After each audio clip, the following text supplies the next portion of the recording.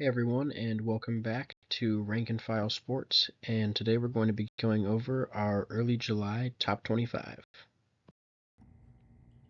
At number 25, we have the Wisconsin Badgers. In year two under Luke Fickell, the defense looks poised to be the strength of the team once again, but the offense also looks to improve following the addition of quarterback Tyler Van Dyke from the Miami Hurricanes. During his tenure with the Canes, he showed some flashes of brilliance, but he has been inconsistent at times as well, which makes it a bit tough to grade the Badgers in the preseason. A non-conference clash with Alabama and road games at USC and Iowa will make it an uphill battle for Wisconsin to ascend into the upper echelon of the Big Ten this year. At number 24, the Louisville Cardinals make an appearance in our preseason top 25 after a 2023 campaign that saw them go toe-to-toe with the then undefeated Florida State Seminoles in the ACC Championship game. Quarterback Tyler Shugg transfers in from Texas Tech, and his partnership with coach Jeff Brom, who is renowned for his offensive expertise, will keep this offense humming. Games at Notre Dame, Clemson, and Kentucky will prevent the Cards from replicating their 2023 success, which is why we have them at 24 instead of a little higher. At number 23, the Washington Huskies stave off an off-season exodus where they lost coach Kalen DeBoer to Alabama, quarterback Michael Penix Jr. and receiver Roma Dunze to the NFL, and defensive back Jabbar Muhammad to rival Oregon to stay in the top 25. Quarterback Will Rogers transfers in from Mississippi State after becoming their most decorated quarterback ever, so the offense will still be in good shape. In Big Ten play, they draw Michigan and USC at home, and they go to Kinnick to play Iowa. Other road games include a trip to Happy Valley to play Penn State, as well as an end-of-season game against the Oregon Ducks at Autzen. So an unforgiving schedule will hurt the Huskies as the season goes on. At number 22, the Canes make their way into the preseason top 25 due to the immense talent on their roster, starting with transfer quarterback Cam Ward, who, in my opinion, is the best transfer quarterback in this class. Four defensive line transfers will pay dividends for this defense, and coach Mario Cristobal may finally get the Hurricanes over the hump this year if they can survive a week one test in the swamp against Florida, as well as conference duels against Louisville and Florida State. The Caden Proctor saga definitely will hurt the Hawkeyes on the field in 2024, as he enrolled at Iowa from Alabama in the offseason, only to transfer back to Alabama months later. The offense is always a concern at Iowa, but it should at least be improved with a new offensive coordinator taking the reins in Iowa City. The defense will anchor this team with 8 returning starters. Iowa will always be a pesky threat in the Big Ten, but it is highly unlikely that they make as much noise as they did the past 2 years due to the conference abandoning their divisions format. At number 20, we have Kansas State. Replacements on the offensive line kind of leave some questions about their strength up front, but they have an overall strong roster that I think is going to compete pretty well in the Big 12. The Big 12 really has just a few teams at the top that I think it's a pretty even split between right now. Oklahoma State comes in at number 19. I think they're going to be a pretty high-scoring team this year. They have Alan Bowman back at quarterback for his 7th season in college, and he's going to have plenty of experience to pair up pretty nicely with Ollie Gordon at running back, who is arguably the best running back in college football. I think they are one of the teams who has a real shot to win the Big 12 along with Kansas State. At number 18, I have Oklahoma. They're one of the hardest teams this year to project. They have a lot of talent, and they were poised to make a jump. However, they moved to the SEC, and they have an absolutely brutal schedule. They have the potential to make the playoffs, or they could also easily finish outside of the top 25, pretty close to 500, potentially with a losing record. At number 17, we have Arizona. They have a few stars, like Noah Fafita and Teteroa McMillan are the main ones. And overall, their team is lacking a little bit in depth, but I think it'll be enough to win most of their regular season games and potentially make that Big 12 title game push. And if they can just get that win, they'll secure themselves a playoff spot. At number 16, we have NC State. And I think Grayson McCall is going to be a huge help to this team, really anchor the team at quarterback. And they have a pretty easy schedule overall, with just a road trip to Clemson and a home game against Tennessee being the two big ones for the regular season. If they can somehow win both of those games, NC State could also be a surprise dark horse to sneak into the playoffs. At number 15, the Tennessee Vols look to build on their 9-4 2023 campaign, which was a disappointment after they finished 2022 with an Orange Bowl win. Optimism is high on Rocky Top due to quarterback Nico Iamaleava starting under center for his first full season for Tennessee, and his pairing with coach Josh Heupel should make magic on the offensive side of the football.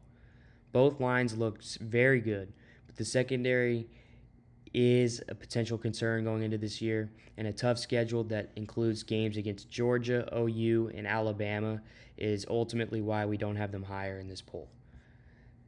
At number 14, we have the Clemson Tigers. Clemson brings in no transfers, which is a feat matched only by Army, Navy, and Air Force.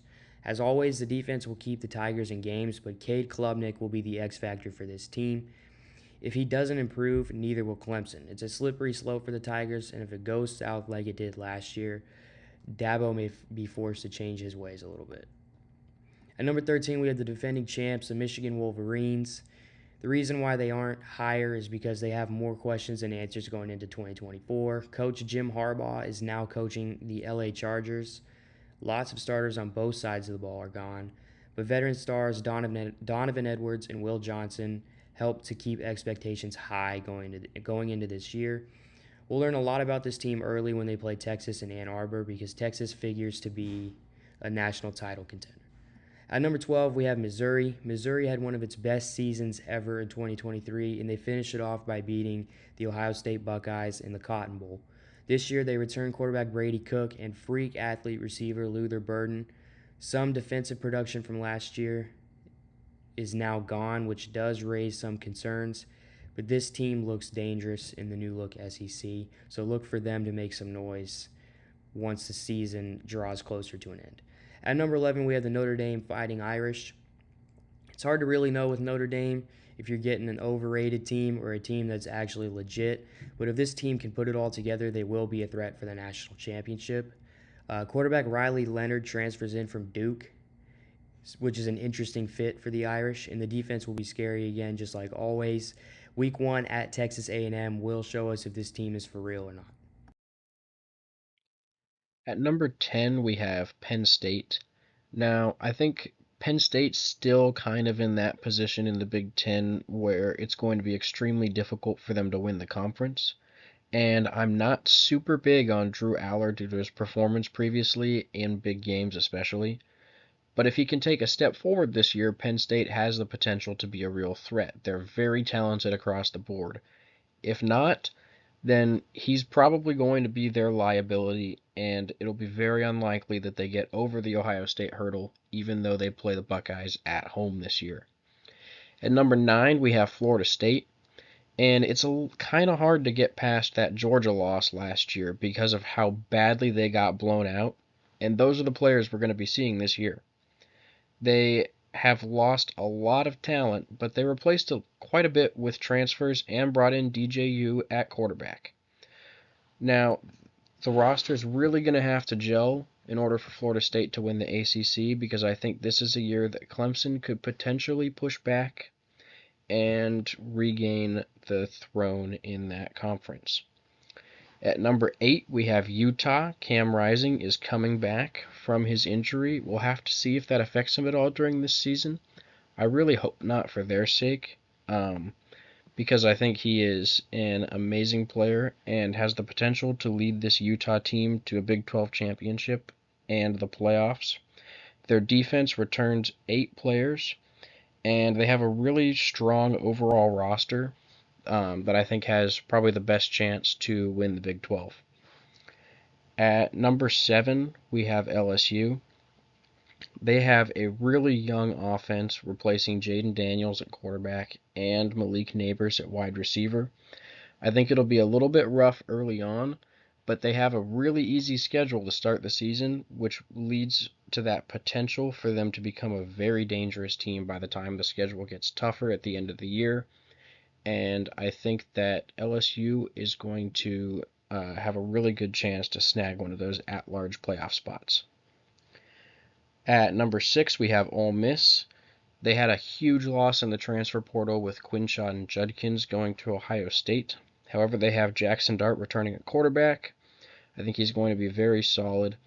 And Ole Miss should be in their usual position for the last couple of years of losing one or two games in the SEC and being kind of on the brink of playoff conversation, but just missing out in one of those two big games this year.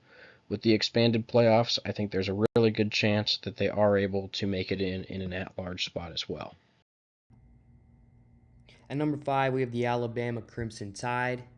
They lost in an instant classic in the Rose Bowl at the end of last year against Michigan, and Nick Saban retired not long after that. But expectations are still sky high in Tuscaloosa with Jalen Milroe coming back at quarterback this year. Losing Caleb Downs to Ohio State and Isaiah Bond to Texas definitely stings.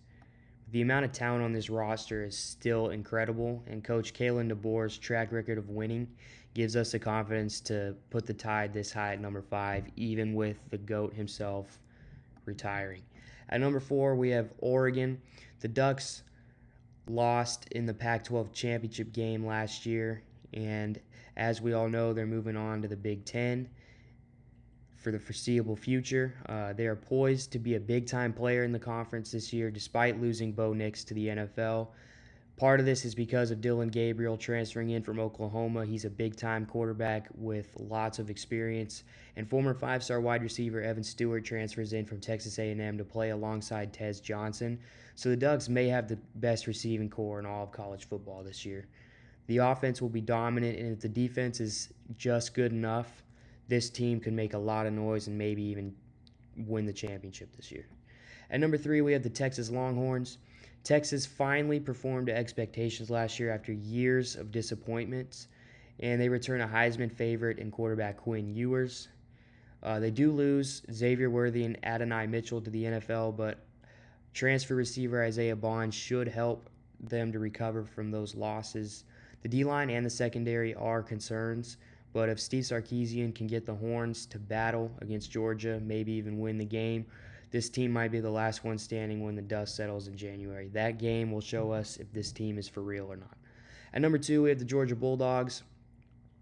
Lots of people are going to have Georgia at number 1, and understandably so. This team will be dominant defensively. They may be the best defense in football. And quarterback Carson Beck will be better after a year of experience. The linebackers are the strength of the defense, and the swarm to the football mentality that the Dogs play, and honestly the rest of the SEC, but especially Georgia, that might be what propels them to a third title in 4 years. And finally, number 1, we have the Ohio State Buckeyes. Ohio State was primed for a playoff spot at the end of last season before losing to Michigan, but they reloaded in the portal by picking up Quinshon Judkins, who in my opinion is the best running back in college football, defensive back Caleb Downs, and quarterback Will Howard. This team already brings back another terrific running back in his own right, Travion Henderson, receiver Emeka Ibuka, who slides into the wide receiver 1 role after Marvin Harrison Jr.'s departure, JT Tuimoloau on the defensive line, and Denzel Burke in the secondary. And they're ready to go contend again this year. Offensive coordinator Chip Kelly comes over from UCLA, which alongside with the transfer additions is why we have the Bucks just barely beating out Georgia for the number 1 spot in our poll. This is what the 12-team playoff would look like based on the top 25 that you just saw. At 1 through 4, we have our top 4 conference champions, and then Boise State as the highest ranked group of 5 team, even though they didn't quite make our top 25. Now, these are not our predictions for this year. This is just plugging the teams into a 12-team bracket to kind of show you guys the format. Now, we're going to be starting our individual team predictions very soon, so make sure to watch out for that. And as always, thank you guys so much for watching, and we'll see you in the next video.